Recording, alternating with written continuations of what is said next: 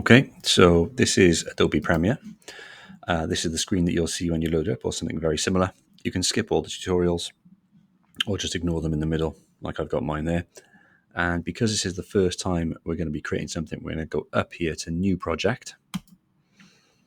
And it's going to take us into a basic start screen where we need to add our files. So we need to select our media to create a new project.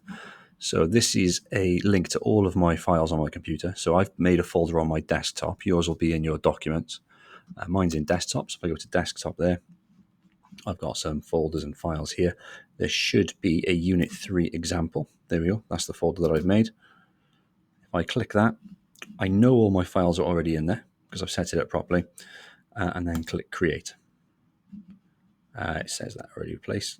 Yes, we replace that. Basically, we're going to create a new one. Just waiting for my PC to catch up. So the theme I've picked for my one is essentially a holiday theme. I don't know what the brief is for yours yet, so I've just picked some pictures and a video file. I've actually got some pictures I've taken myself as well, which I'll export in just a second.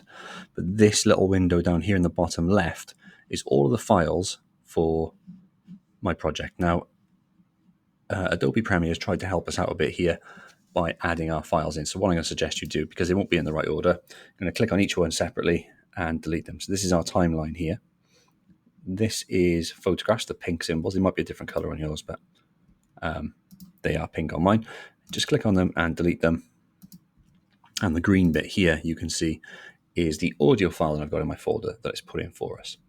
Okay, but basically the first step is to get your work like this. Clear timeline, clear preview of what we've done. So if I drag this playhead, as it's called here, we'll get nothing going on because there's nothing in there. And a link to all of my files so far that are in there.